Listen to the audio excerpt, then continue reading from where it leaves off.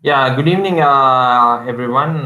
Whoever is present for this, and this is my second class of this international course on Introduction to Machine Learning. I thank Professor Zero for inviting me to deliver this course on this Introduction to Machine Learning, which is a very important subject nowadays. So, just we'll have a brief recap of what we have done. So we have understood what is machine learning, example of machine learning implementation, artificial intelligence, machine learning, deep learning, what is the difference between them, then significance of vector algebra, statistics, scalar, dot products, overview of Python packages, types of machine learning systems, and best way to learn machine learning. So some of these will be covering today. So I have come up to slide number 19 and I have to start your supervised learning. So from here I will be starting today's session. I hope you will enjoy my today's session. Again, I will be talking for around 55 minutes to around 55 minutes, then followed by question answer session. The training data supervised learning. So we have two types of, so these are the types of machine learning. So just one small recap: supervised, unsupervised learning, semi-supervised learning, reinforced learning. So all these kind of learning, the classification is based on the amount and type of supervision they get during training. In batch and online learning, another criteria is to classify the ML systems is whether or not systems can learn incrementally from the stream of incoming data. So this batch and online learning is to classify ML system whether or not the system can learn incrementally from a stream of continuous incoming data, whereas the supervised, unsupervised, semi-supervised, and reinforced learning classification is based on amount and type of supervision they get during training. So you also have instance and model-based learning. So anyway, we'll start with supervised learning. The training data we feed the algorithm includes the desired solution called labels. Supervised learning tasks are basically classification problem. Some regression algorithms can be used for classification, such as logistic regression. Supervised learning algorithms are k-nearest neighbor, linear regression, logistic regression, support vector machine, decision tree, and random forest and neural network. So supervised learning algorithms are k-nearest neighbor. These are the different types of supervised learning algorithms, which include k-nearest neighbor, linear regression, logistic regression, support vector machine, decision tree, and random forest and neural networks. So this is the different types of supervised learning. So this is the corresponding Spanish slide for the people who are comfortable with the Spanish language to go through this. So k-nearest neighbor, regression, support vector machine, random forest. These are the types of algorithms which are employed for supervised learning. I hope you are able to understand this. So I'll be having a few more supplementary slides to support my discussion on supervised learning. So because this k-nearest neighbor and this one requires a little more discussion. So based on the interest shown in this webinar, I have prepared few more slides to go little into deep into this k-nearest neighbor and linear regression, logistic regression, what are they, and to understand them. So supervised learning. So as the name suggests, supervised learning is you are seeing what it is going to learn, and you have to yeah, it has to be supervised at every stage. So that is what is the supervised learning about. It is not an unsupervised learning. So it is like one small child, it is trying to walk for the first time, and the parents have to be along with it to teach it how to walk, how to keep the first step. So that is the example for your supervised learning. That is what is the analogy in the real life I can draw, because whenever I try to take some course, I try to draw analogy with the real life examples. So k-nearest neighbor is first supervised learning algorithm. So supervised learning algorithm used to solve both classification and regression problems. So this k-nearest neighbor is one of the easiest or the most widely used supervised learning algorithm, which is used to solve both classification as well as regression problems. KNN classification. Object is identified to the class and most common among the K nearest neighbor. Yeah, KNN regression. So classification and regression, both I'm telling you the difference. In KNN regression, output is the property value for the object. The value is the average of the values of the K nearest neighbor. The value is the average of the values of the K nearest neighbors. In case of KNN regression, it is sensitive to the local structure of the data. OM, log M, these are some of the algorithms. When we go deep into algorithms, we'll be understanding this. Then in case of linear regression models, a target prediction value is based on independent variables. Next, the relationship between the two variables is done by fitting a linear equation to observe data. So the relationship between the two variables, how it is done is we do a curve fitting by linear equation to observe the data. One variable is considered to be an explanatory variable, the other is called as the dependent variable. So there are two variables, one is the explanatory variable and another is known as the dependent variable. Then you have logistic regression. This is a regression algorithm that is used for classification and regression, both for classification as well as the regression problem. It is commonly used to estimate the probability that an instance belongs to a particular class. It is commonly used to estimate the probability that an instance belongs to a particular class. The nature of the target or dependent variable is dichotomous. That is, two possible classes is possible. That is what is known as dichotomous. The nature of the target or dependent variable is dichotomous. Always there are two possibilities. Support vector machine. These are binary classifiers. It is capable of performing linear or non-linear classifier, regression and outline detection. Support vector machine. They are binary classifiers. It is capable of performing linear or non-linear classifier, regression and outlier detection. They are well suited for complex but small and medium-sized data set. They are suited for complex, but the data set need to be small or medium-sized, not suited for a very large data set. Support vector machine will not be easy to implement in case the data set is very large. It can be suited for complex problem, but the data set should be small and medium sized. Then decision tree and random forest. They find complex nonlinear relationship in the data. Decision tree requires very little data preparation. This is one of the major advantages of decision tree. The data preparation is it requires very little data preparation, and they don't require feature scaling and centering. Another one of the advantages of the decision tree and random forest is that they don't require feature scaling and centering. So decision trees are fundamental components of the random forest. Random forest work by training many decision trees on random subset of the features. They are averaging out their prediction. They can perform classification, regression, and multi-output tasks. They can perform classification, regression, and multi-output tasks. Then neural networks. Artificial neural networks are computing systems vaguely inspired by biological neural networks that constitute our human brain. Uses a network of functions to understand, translate a data input of one form into the desired output, usually in another form. Uses a network of functions to understand and translate a data input from one form into a desired output, usually in another form. Okay, before going to these are the various algorithms of supervised learning: K nearest neighbor, linear regression, support vector machine, decision tree and random forest, and artificial neural network. So this is what we have just gone through in case of supervised learning. So now we come to the unsupervised learning. Okay, this is quite interesting and very interesting part of the machine learning. And if you were to really succeed in unsupervised learning, and it has tremendous application in various industries, and people who are trained in this are very much sought after in the industry and also in the research and academic domain.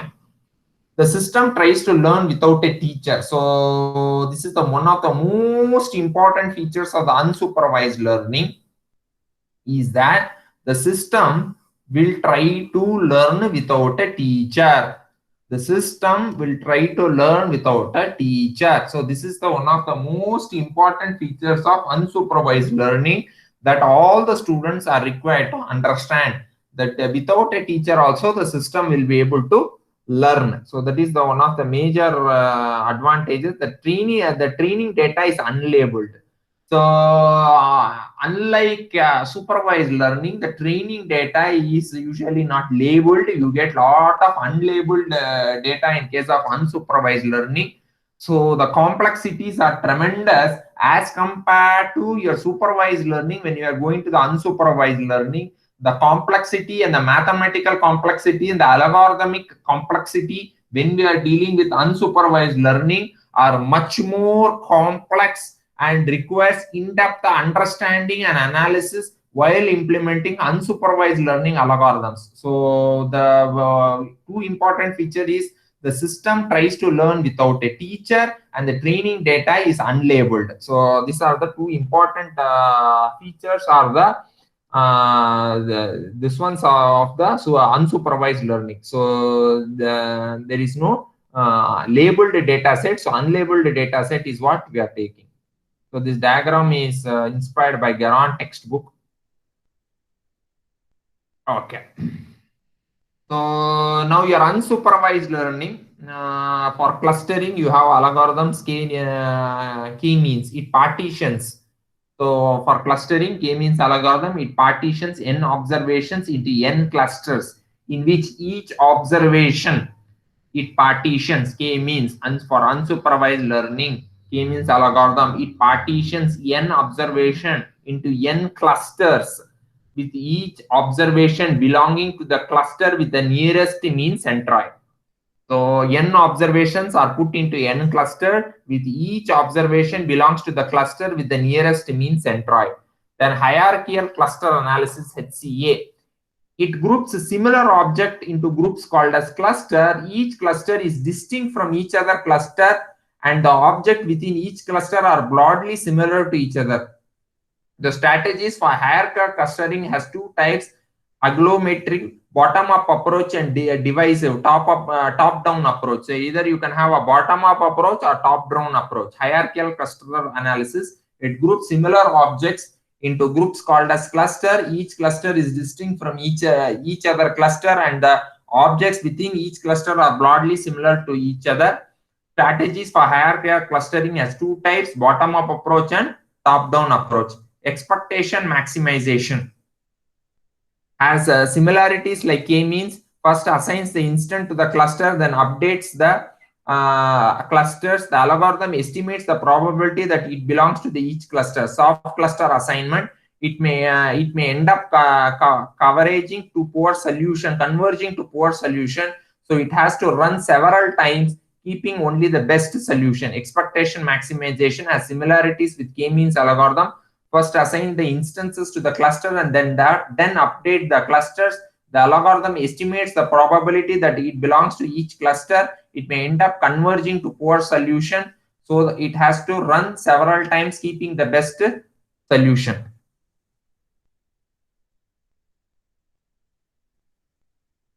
So visualization and dimensionality reduction. So these are more complex. So I'm just telling you the broad outline. Principal component analysis, it has a dimensionality reduction. This is a dimensionality reduction algorithm. It identifies the hyperplane that lies closest to the data, that projects data into it. Kernel PCA, it is possible to perform complex nonlinear projection for dimensionality reduction, good at preserving clusters of instance after projection. So that is what is kernel PCA. Then local linear embedding, a very powerful dimensionality reduction technique. First, measure how each training set or the instant linearly relates to the closest neighbor, and that looks forward for a low dimensional representation of the training set where local relationships are best preserved. It is especially good for unrolled twisted manifolds where there is no much noise. P-distributed stochastic neighbor embedding reduces the dimensionality while trying to keep similar instances close and dissimilar instances apart. reduces the dimensionality while trying to keep similar instances close and dissimilar instances apart, mostly used for visualizing a cluster of instances in high dimensional space.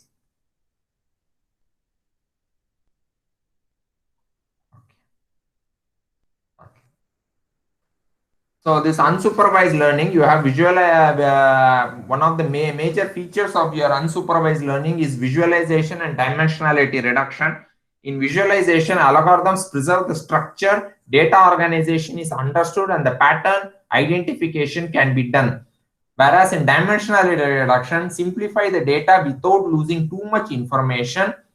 Feature extraction, merge several correlated features into one.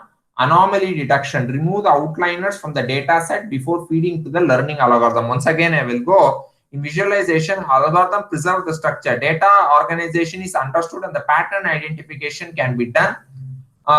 In dimensionality reduction, we have to reduce the data without losing too much information. So when you're reducing the data in dimensionality reduction, you should make sure that the information is not lost when you are scaling down the data. See, I also teach the MEM subject where we do the mathematical analysis of scaling a large size object to a small size object. Similarly, you have a large data set and you are trying to reduce the data set. You should simplify the data without losing too much information. In that, you have two important features: feature extraction, where merge several correlated features to one. Then you have anomaly detection, remove outliners from a data set before feeding into a linear learning algorithm. See, feature extraction is merge several correlation features to one. So there are many features which can be correlated to one feature that can be done in feature extraction. And in anomaly detection, the outliners from the data set. Okay, before feeding it to your learning algorithm, if there are any anomalies in the data set, if you remove and feed it to your learning algorithm, your machine learning will be more better in learning what you are feeding the data set. If you are also feeding the anomaly, it will start trying to learn from the anomaly, which will again you give you an anomaly at the output. So that is what you need to do, is to remove the anomaly before feeding into your learning algorithm. I hope you are able to understand this very basic concept of removing anomaly before feeding into your machine learning algorithm. Visualization and dimensionality reduction are the two main concepts in your unsupervised learning.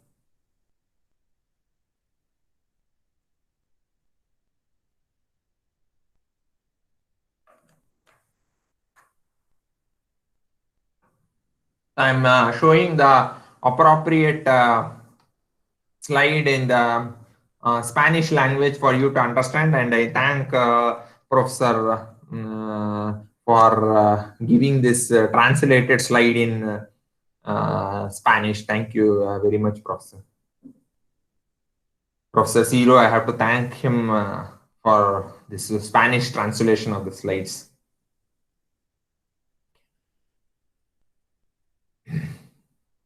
Okay, now we come to the visualization and dimensionality reduction. So in visualization and dimensionality reduction, your input is a complex and unlabeled data. So please remember, in your unsupervised learning, we have complex and unlabeled data as the input, and your output is a 2D 3D representation of the data that can be plotted. 2D or slash 3D representation of the data which has to be plotted. So input is unlabeled data, whereas an output data is to be plotted. So for that, you can use principal component analysis, kernel PCA, locally linear embedding, LLE, distributed stochastic neighbor embedding. Just now in the supplementary slides, I was mentioning these concepts.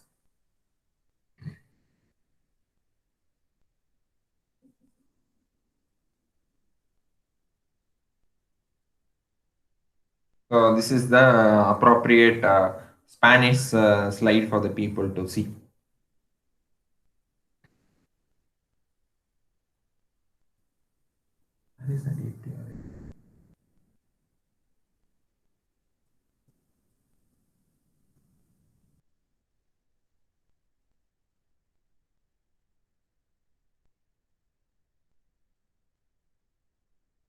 Okay. I hope you are able to understand so far the visualization and dimensionality detection. So next in unsupervised learning, we'll be going through association rule learning. Like websites like Amazon, Flipkart uses this algorithm. Association rule learning algorithm is used by websites such as Amazon and sorry, use like websites like Amazon and Flipkart uses this algorithm for recommendation for several set of items that are very large database, because in Amazon and Flipkart you're looking at a very large data set which you are doing, and one of the algorithms they use is a priori algorithm. Actually, this question was asked by one of the participants in the previous class about what the Google uses. So we have found out what Amazon and Flipkart uses. So that is known as the a priori algorithm. So a priori is a finding frequent item set in a data set for Boolean association rule. It uses prior knowledge of frequent item set properties, intimates the breadth first search of a graph, horizontal search. Okay, so I'll just show you the appropriate Spanish slide before I go you with this example of this a priori algorithm at breadth first search, how this is done in Amazon and Flipkart. With one example, I'll be showing you with a notebook and a pen tablet. I'll be drawing and showing you how this goes about this unsupervised learning and this a priori learning with the understanding what I have understood from this. So I hope you can see the screen. So I'll just Yes, draw we see. something. Yeah.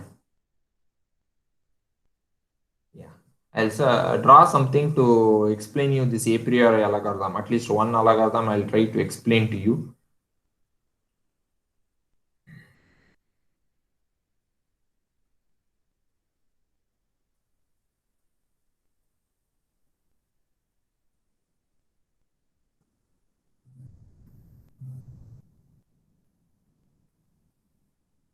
So you have one parent and many child. So that is the first thing which you will see here.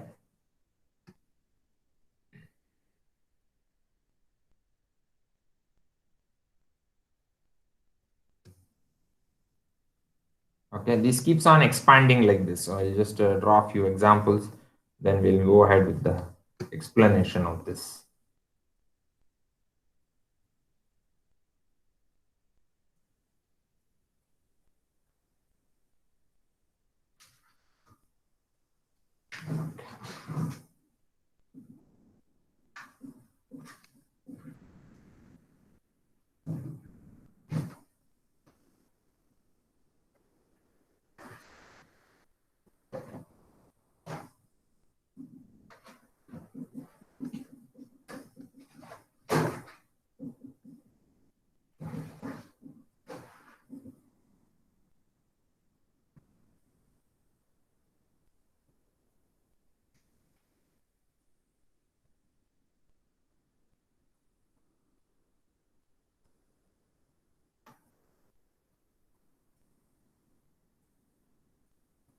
Okay, so this is how it goes. So each will have two one parent and two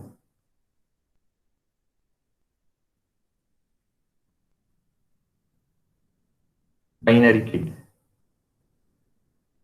One parent and two binary kid. So this is how this APL algorithm goes. So I'm trying to draw a little faster. So please excuse me for the quality of drawing.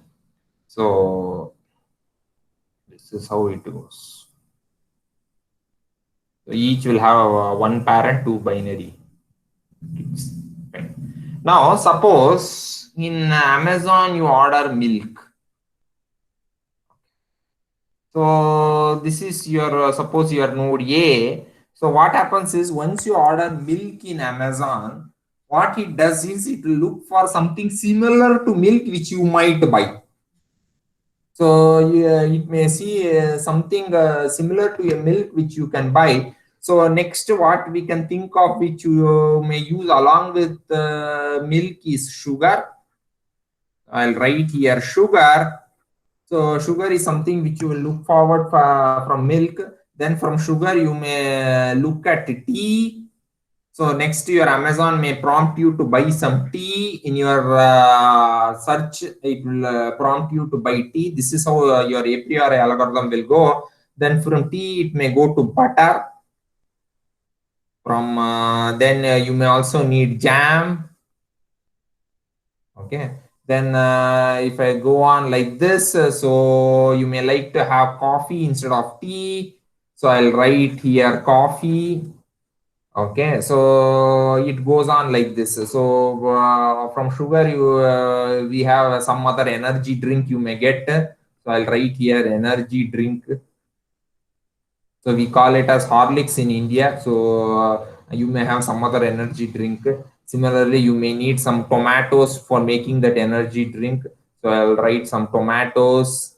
Then you may require some onion. So I'll write like this. So this is how your a priori algorithm will go. You will have one parent, two binary kids. So these algorithms will keep on going like this. So your Amazon can implement such machine learning algorithms for prompting the customer to buy different things. So that is what your Amazon will use. So that is what I have understood from this, what is known as your a priori algorithm, that is Bradford's first search algorithm. So which is nothing but a priori algorithm which Amazon, Flipkart will use in a slightly the same algorithmic approach. Then you also have one more type of algorithms which can be used, is known as equivalence class clustering and bottom-up lattice traversal algorithm. So more efficient and scalable version of a priori algorithm. So this is more efficient and scalable version of the a priori algorithm, imitates the depth first search of a graph, and it is more faster than a priori because of its vertical approach. So a priori algorithm is a horizontal search algorithm. So whereas your equivalence class clustering and bottom up lattice traversal is a vertical approach algorithm, and it will be much faster than the a priori algorithm, although the concept of searching remains the same. So I will show you the appropriate Spanish slide for the better understanding of the Spanish audience. So I have explained you the a priori algorithm with respect to Amazon and Flipkart. So Bedford first search algorithm. So how it is done. So you can also have a horizontal search algorithm is a priori algorithm. So your eclat is the vertical search algorithm, which is more efficient than your a priori algorithm. That is what I wanted to tell in unsupervised learning, because you are having all kinds of unlabeled data coming here. So that you have to understand.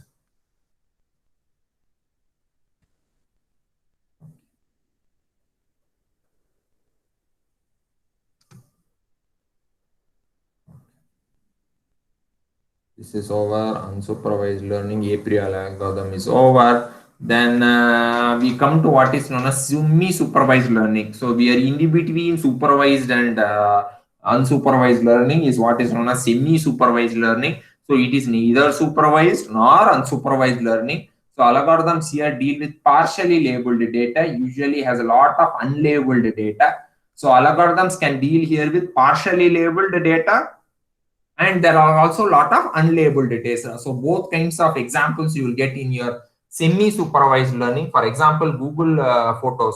One label per person, the system is able to name everyone in the photo, which is useful for searching photos. See, in your Google Photos, you can have labeled data as well as unlabeled data. So, for example, you are clicking a group photo and you are putting it in Facebook, you are tagging it to people. So the people whom you know their name, so a group photo of your class or something where there are 100 people, and you are putting it in a Facebook, you know 10 of them, you will tag 10 of them, so that you will have a labeled data of 10 people which you are tagging. There are some unlabeled data of 90 people you are not tagging. So you have here you are dealing with both labeled data and unlabeled data. That is why I have taken an example of your Google Photos. So this is the best example I can give of this labeled as well as unlabeled data. So you are tagging some people, you are not tagging some people. So that is the example of your labeled, partially labeled data and lot of unlabeled data. So on that, we have a deep belief networks. DBNs are based on supervised components called as restricted Boltzmann machines and stacked on top of one another. So deep belief networks are based on unsupervised components called as restricted Boltzmann machine and stacked on one top of the other. RBMs are trained sequentially in an unsupervised manner. Then the whole system is fine-tuned using supervised learning techniques. So in your restricted Boltzmann machine, they are first trained sequentially in an unsupervised manner. Then the whole system is fine-tuned using supervised learning techniques. So first they are trained sequentially in unsupervised manner. Then they are fine-tuned using some supervised learning techniques. So both unsupervised learning as well as supervised learning are implemented in your restricted Boltzmann machine, which is which can be used for your semi-supervised learning algorithms, which is part of your semi-supervised learning algorithms. So I'll just so this is a Spanish slide for my Spanish friends to understand the restricted Boltzmann algorithm, semi-supervised learning, all those things.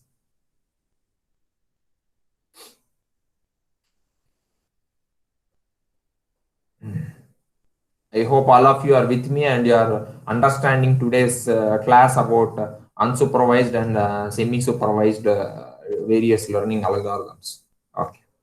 Next, we come to reinforced learning. So the learning system is called an agent which observes the environment, select and performs action and get rewards or penalties. So learning system in case of reinforced learning is called an agent which will observe the environment, select and perform actions and gets rewards. It learns by itself through policy to get the most rewards over time.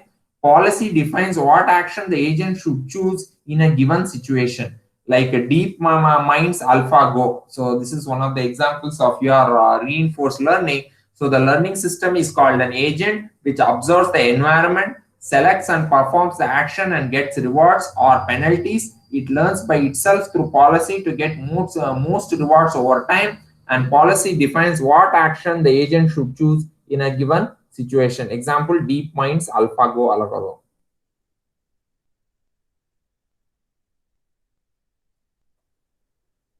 So this is your reinforced learning.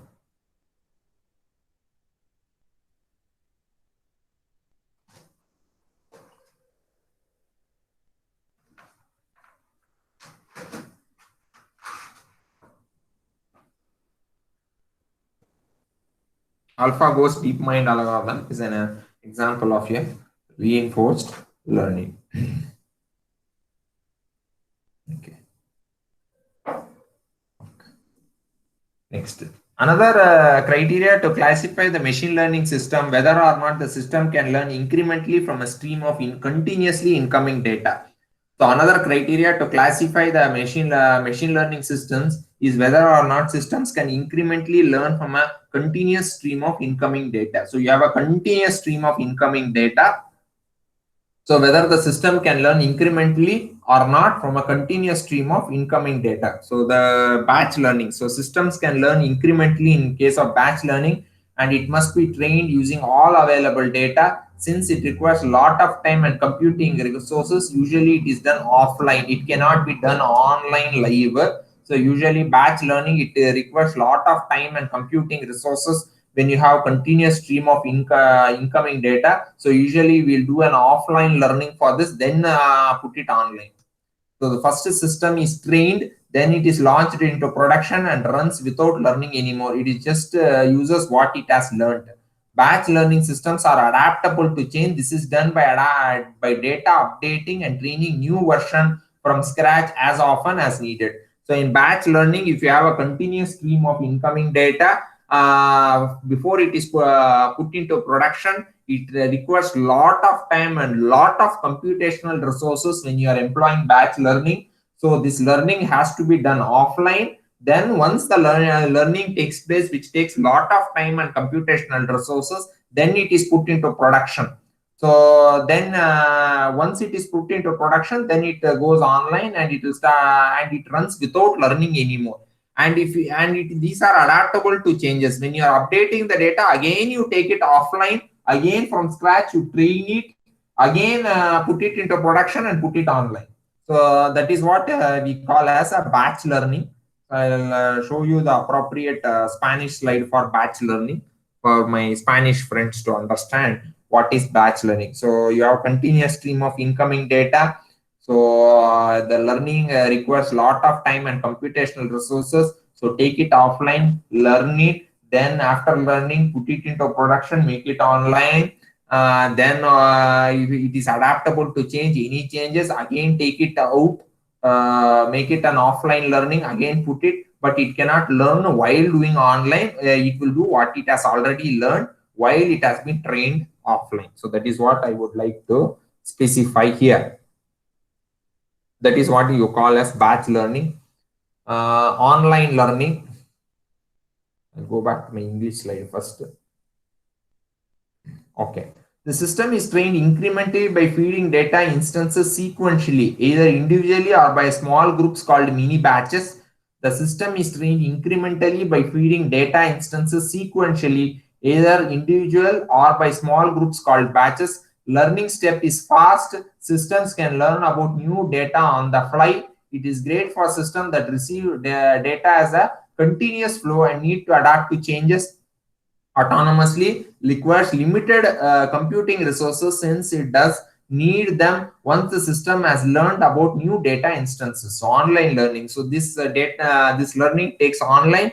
The system is trained incrementally by feeding data instances sequentially, either individually or by small groups called mini batches. Learning step is fast and cheap. System learns about new data on the fly. It is great for systems that receive data as a continuous flow and need to adapt to changes autonomously, requires limited computing resources since it does not need them once the system has learned about new data instances. So I'll show you the online learning, the appropriate Spanish slide for you to understand.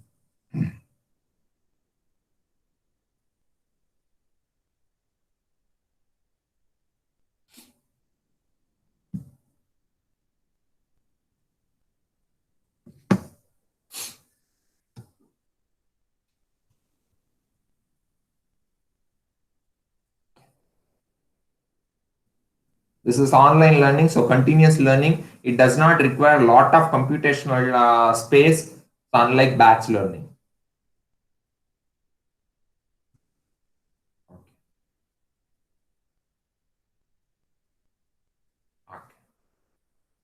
So online learning, it can also be used to train systems on a huge data set which cannot fit into one machine's main memory. The algorithm loads part of the data, runs a training step on that data, and repeats the process until it has run on all of the data. So it can online learning can also be used to train systems on a huge data set which cannot fit into one machine's main memory. The algorithm loads the part of the data, runs a training step on that data, and repeats the process till all the data is covered. So one part of the data, it will run the training step on that data. Then once that data set is over, it will take the next set of data set and then start training and learning it. Then like that it will continue unless all the data is finished learning in this online learning. So if it is a huge data set, online learning can be done, but batch by batch it will take data and then train the data set and it will go forward till all of the data is done. Learning rate, important parameter which says how fast the system can adapt to changing data. So learning rate is a very important parameter in case of online learning. It is an important parameter which will say how fast the system adapts to a changing data. High learning rate, system will rapidly adapt to the new data, but also tends to forget the old data. So if you have too higher learning rate, it will adapt to a new set of data, but it will forget the old data. Low learning rate, the system will learn slowly, but will also be very less sensitive to noise in the new data or to the outliners, non-representative data points. So if you have you can't have a too low learning rate or a very high learning rate. You have to optimize the learning rate so that both are not compromised. So this is the appropriate Spanish slide for you.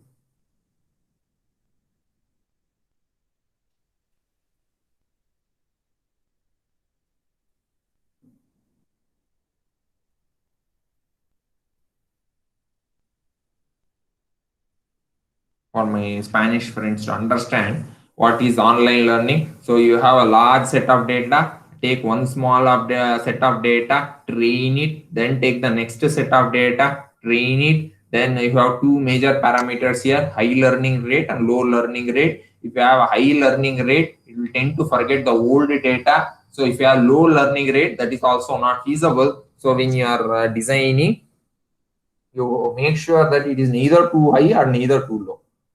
So that is the concept behind this online learning.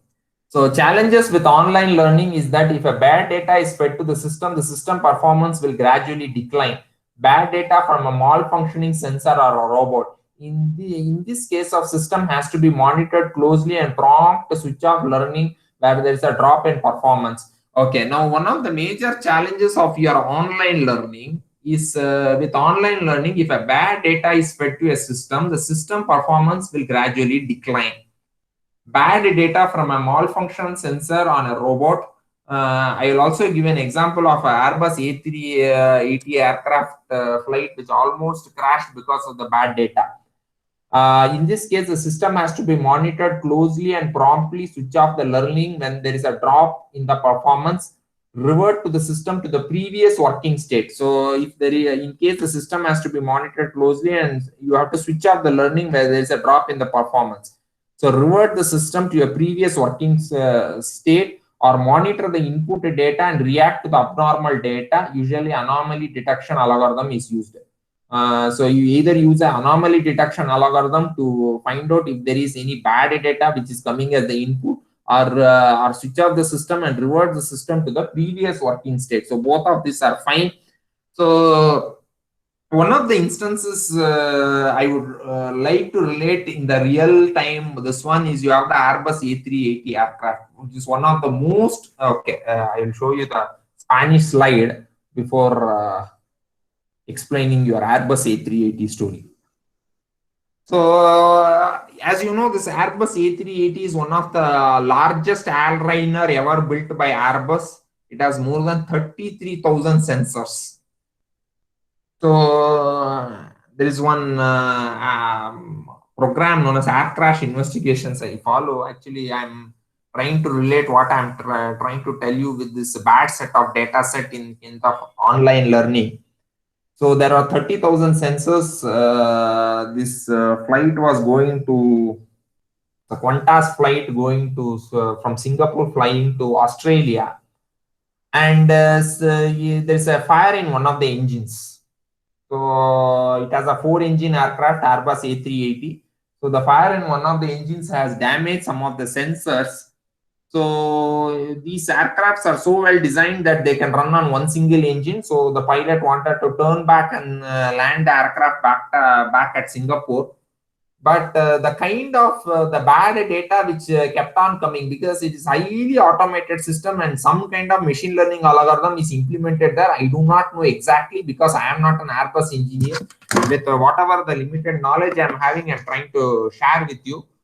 So they were getting around 30,000 error messages per second. So that is the kind of bad data that was being fed. And the system was so inflexible for a manual override to take place for them to take back the control of the aircraft. Because it is reading so many bad data and it is trying to take decision on its own without the manual intervention, because Airbus A380 is one of the most advanced aircrafts. So these pilots had a hell lot of a time to just to understand the error messages. So they are trying to call a Airbus engineer to understand what is the kind of error messages they are getting, how to solve it. If you get 30,000 error messages, it is humanly not possible to solve. So it was a very heroic deed by the pilots to land the aircraft. They had stress fractures and so on and so forth. So if you are implementing these kind of machine learning algorithms, proper care should be taken when you are feeding a data set which is malfunctioning or not correct. So how to revert back to the system, or you should have an anomaly detection algorithm embedded as part of your online learning. I hope you are with me. Now, instance versus model based learning. So this category of machine learning system is to is by how they generalize. Instant based learning, the system learns by examples by heart. The generalization is to a new case is done by comparing to the learned examples using a similarity measure. See, for example, this is one new instance.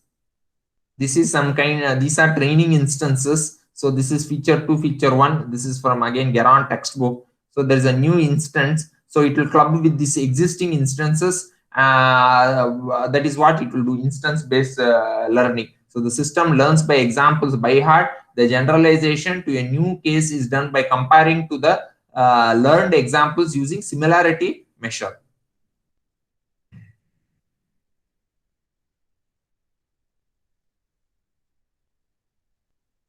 Already any instance is there, it will compare and club it with that. That's what is instance based learning, just to put it in very simple words.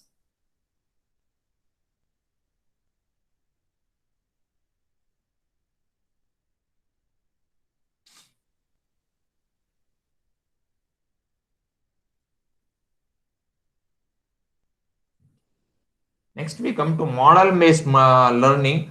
From a given set of examples, generalization is done by building a model from those set of examples and using a model to make prediction.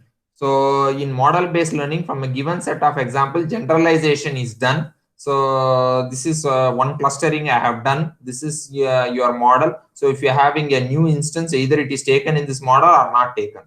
So it is done by building a model from those set of example and using that model to make prediction on the new set which is incoming.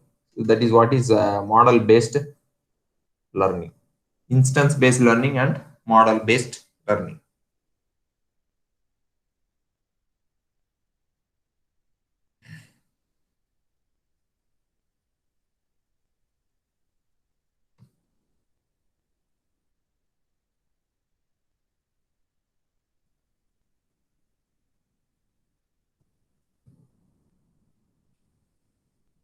So, what are the main challenges of machine learning? So, insufficient quantity of training data.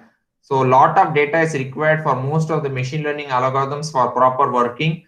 For simple problems, thousands of examples are required for the system to be trained. So, insufficient quantity of training data. Lot of data is required for most ML systems for proper working. For simple problems, thousands of examples are required for the system to be trained. And for complex problems like image and speech recognition, millions of examples are required unless we are reusing the parts of an existing model.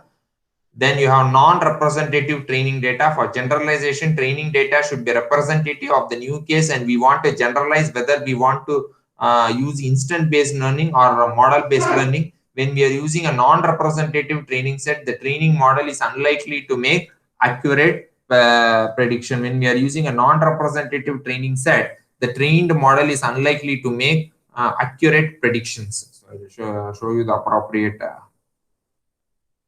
slide. These are the challenges of the machine learning.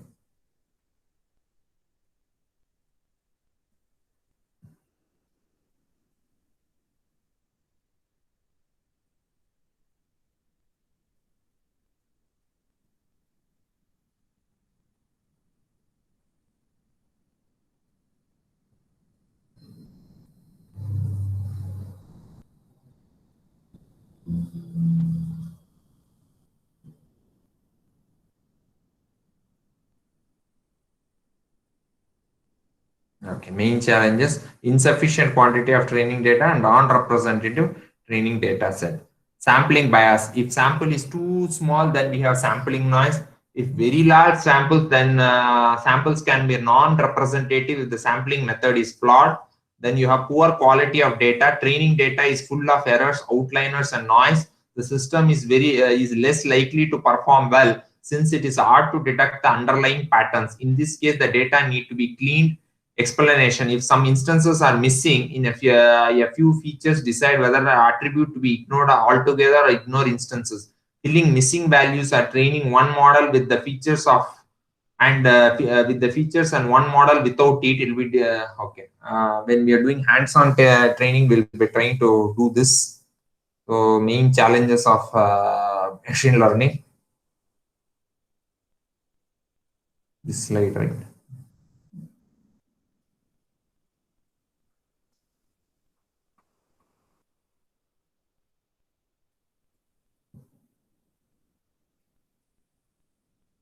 These are the main challenges of machine learning.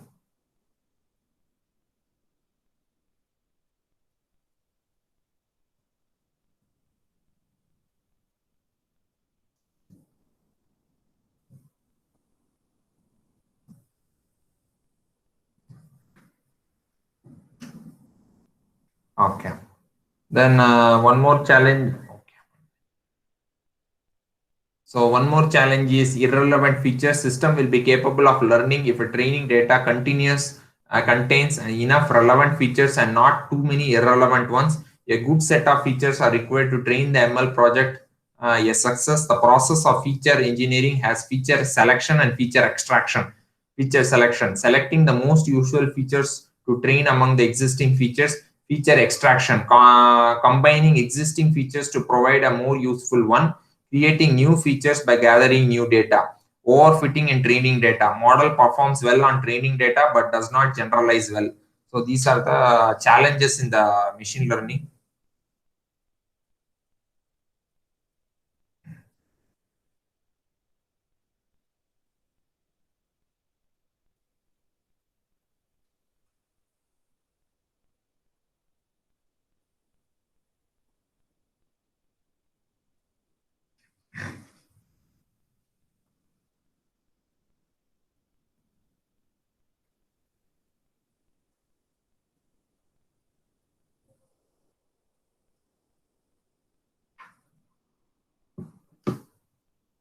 Right.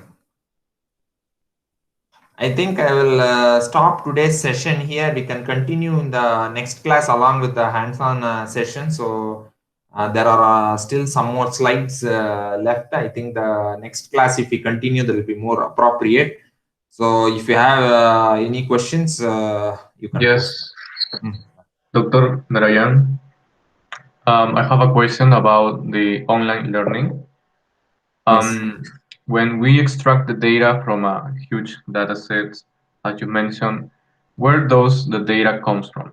From a cloud service like Amazon, or if it is possible to extract that from a local network? That's my question. Yes. Divyashri, would you like to take that question and answer? No, you can take the mic. Hi. Yes, you can use Amazon Web Service. They give a lot of online data. Apart from that, if you are really working on some what to say, the stock prediction and all, you get that also from New York stock prediction websites. Also, lot of online data you get there. Oh, okay. It's possible to extract from Amazon services. Yeah, Yes. sure, you can get it. Thank you.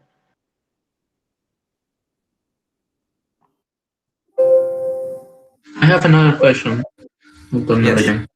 Yes. Can you give another example of reinforcement learning? Because I didn't catch it very well.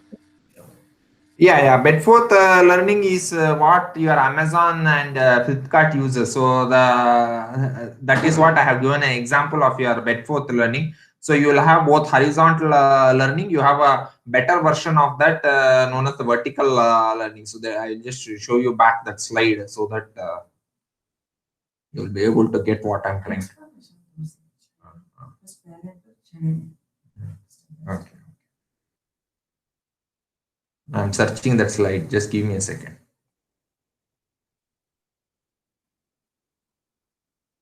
Yeah. So yeah, breadth first search. This one is horizontal search algorithm, a priori, which I have told as an example of Amazon and Flipkart. A better version of this is your equivalence class clustering and bottom-up lattice traversal. So this is a vertical approach, and it is much faster than your a priori approach. So that is what I have tried to draw and show you. Once again, I will show you this. So you have this milk, and then it will prompt you for sugar, tea. So you have one parent and two binary child. So this is how the algorithm will go. This is the pictorial representation of the algorithm. I hope this answers your question. That is related with reinforcement learning. Yes. Okay. Yes. I have a question.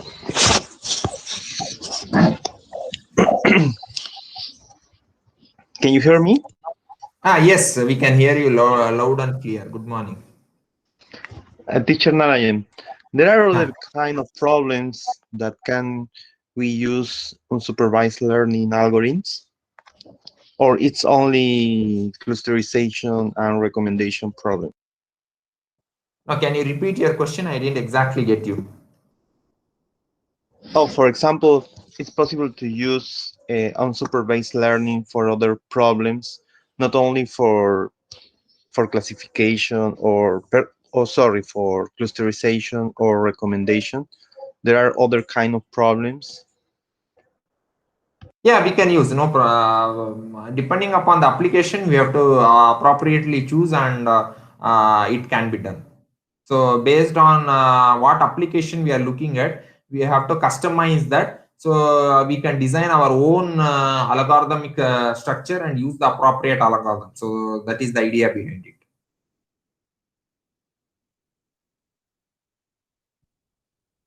Okay, thank you.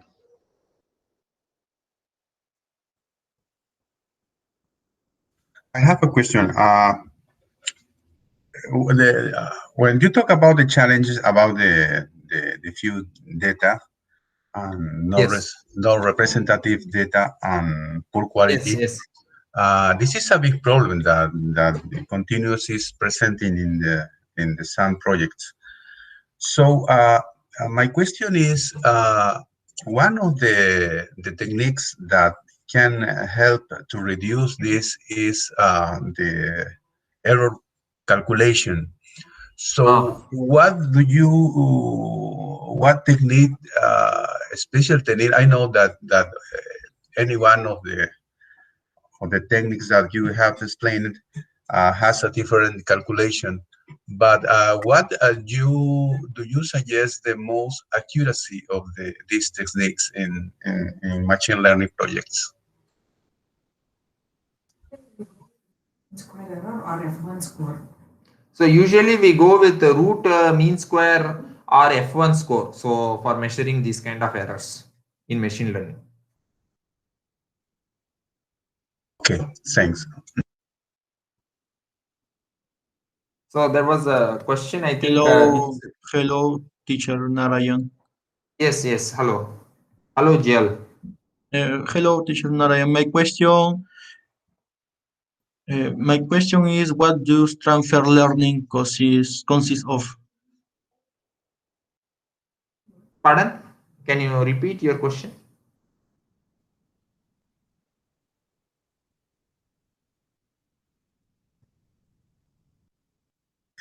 Joel, repite tu pregunta, por favor. My question is, what does transfer learning consist of? Transfer learning consists of. Divya, would you like to take that question?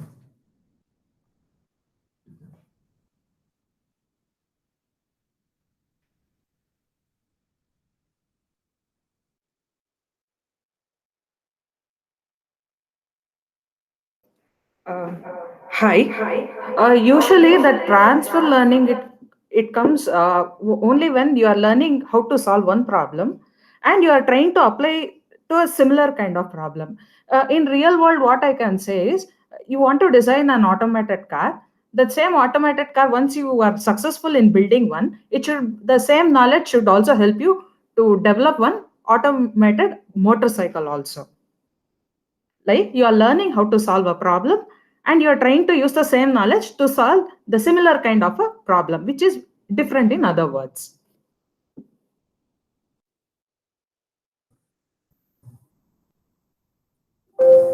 Okay, okay. Thanks, thanks. I have another question, please, uh, about reinforcement learning. You said that in reinforcement learning is very important the policy. So, what are the criteria that one who is starting a project consider in when use this reinforcement learning technique? Uh, Hello, Professor Siro. I would like to take up this question. When you are doing something like robotics and all, which is mainly uses this reinforcement learning, my main criteria is when I take my robot to a supermarket, it should be able to understand only the voice and not the noise associated with that. And another thing is human eyes can perceive things even though they don't stare directly. Like I'm able to sit here but I am still able to notice that there is a table on my side, there is a fan on my side.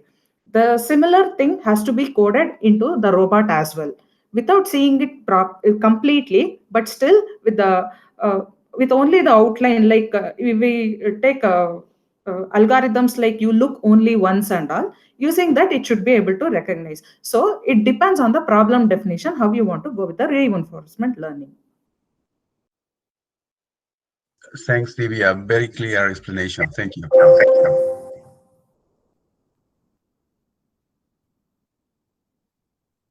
Por favor, más preguntas.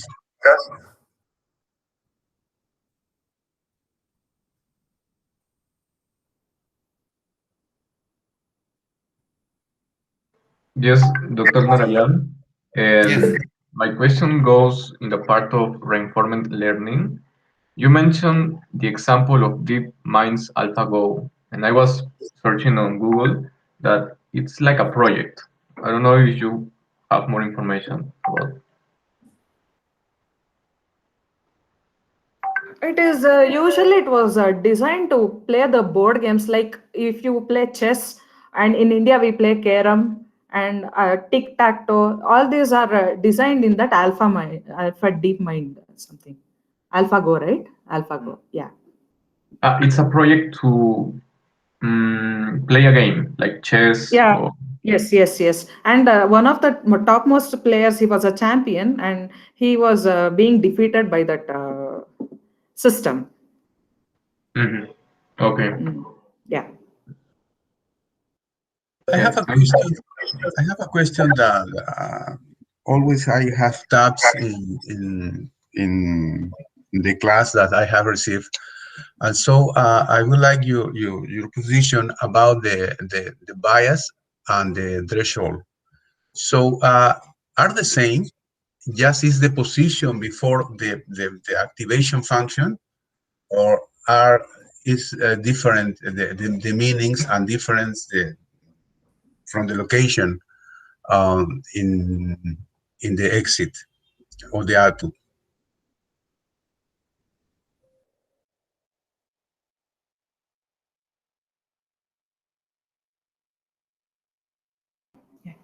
Usually, bias and threshold are one and the same.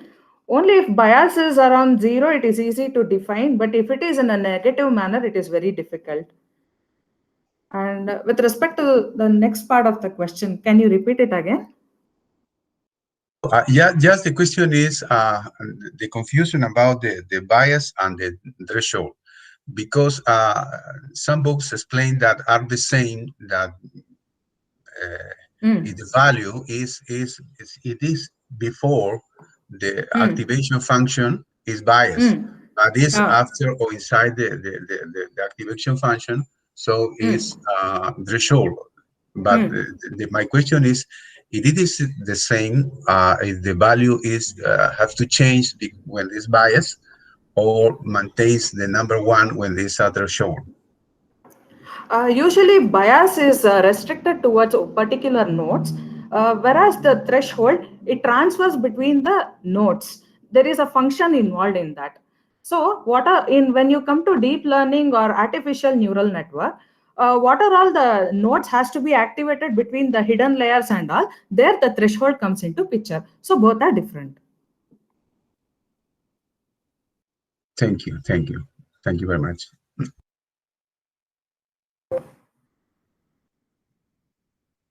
Preguntas, por favor.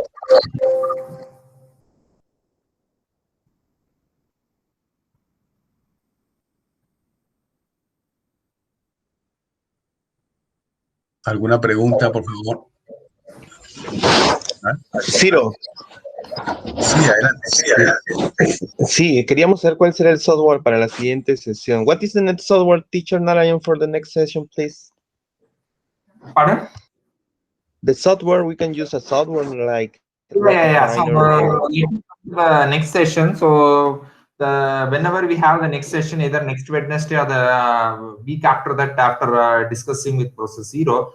So I have some more slides to show you, which I have not been able to cover today, like what are the limitations of machine learning and how you can learn machine learning. So this is what. So I have another almost half an hour to 40 minutes slide. Then the hands-on session, I would request Divyashri, who is my colleague, and she's having an firm of Open Fin Innovation Lab. So she's an entrepreneur and she's from the industry representative. She'll be taking a hands-on session using Google Colab. So all you need to have is a Google Colab notebook, and this has already been shared in the Google Classroom. The example of your Titanic. So depending upon the age, depending whether he's a male or a female, depending whether of his age, whether he has survived that, whether he will survive the Titanic or he will not survive the Titanic, is we have done a small machine learning project. So this is part of our hands-on session. So we can have that as a hands-on session. So that will be taken by Divyashri. So you need to install Google Colab. Google Colab, you will have a notebook. So all of you have a Google account. So just log into your Google Colab, and this has already been shared in the Google Classroom. So it will be very easy for you. So that will take around half an hour. So my talk will be about half an hour. So that is what we have planned for the next session. I will end my slides with how you can learn machine learning, followed by a small hands-on session. Thank you. Yeah, I was planning to complete it today because the slides are more, it will drag. So just to optimize the time.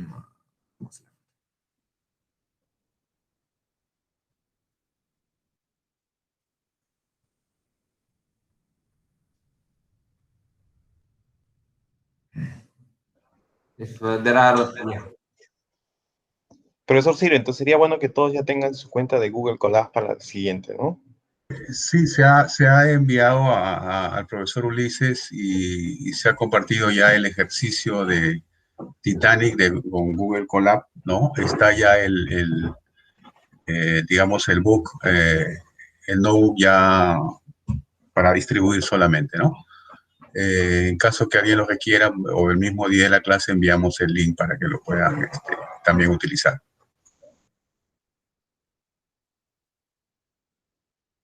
¿Alguna pregunta más, por favor, acerca del tema?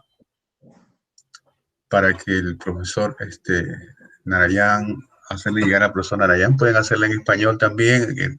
El profesor Ernesto Cancho puede ayudarnos con la traducción, o Rafael también.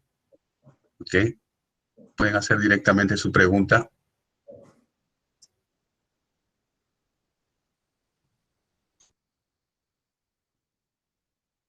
I think, shall we end the session if there are no further questions?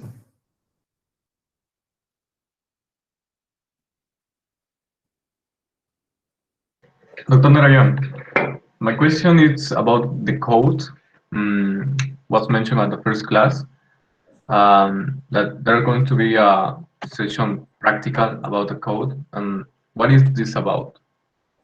So as I just mentioned to you, using Google Colab, we'll be doing one small ML project. This has been shared in the Google Classroom about this Titanic project. So you know, the Titanic ship sank and many people died. So we are trying to replicate and predict that who would have survived or who would not have survived using the prediction algorithm. So that is part of the hands-on session that we have planned for you. The next week. Yeah, next week or whenever any Wednesday, whenever it is scheduled. Okay, thank you. Okay, Professor Narayan, thank you very much for your explanation, for your class, for your lecture. It was very important for us to receive your this knowledge that all the students are very, very interested. And, you know, so thanks in the name of the Dean of the faculty. Many thanks on the research group and all the teachers, also the faculty of systems that are present now. And thank you also to Divya and Aryan for the answers that are helping to understand. You are a very, very good team that help us to understand better about the machine learning. Thank you very much, and I don't know if you have some words. Yeah, thank you so much. Thank you.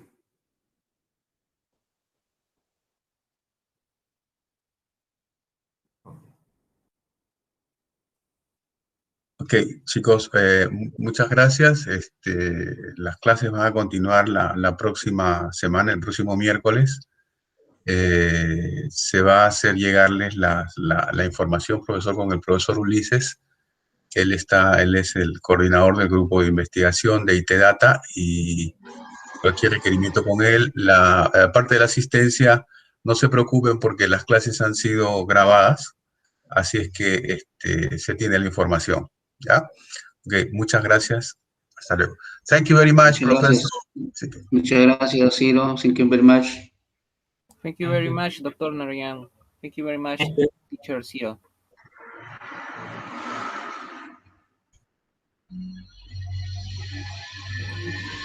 Thanks very much.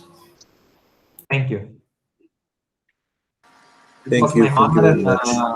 It was my honor to deliver to you. Thank you very much. Good night, Professor. Good night. Good night. Good night.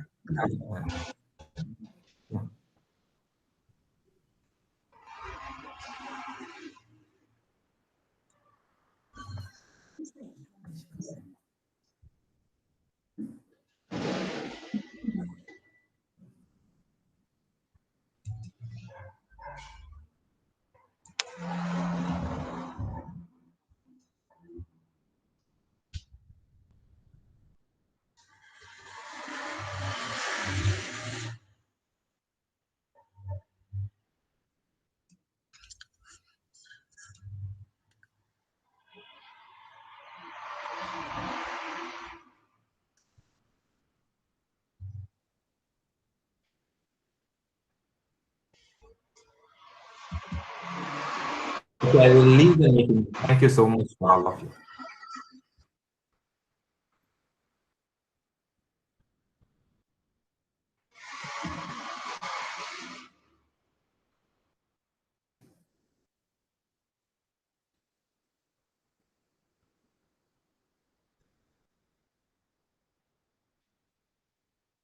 Muchas gracias a todos, profesor Ulises. Muchas gracias. Continuamos la próxima semana. Tratemos de ser puntuales porque el profesor Narayan empieza a 9 en punto. Entonces, y termina la duración de la clase es 1 hora. Ok, nos vemos entonces la próxima semana. Gracias a todos por su presencia. Gracias, De igual profesor. manera.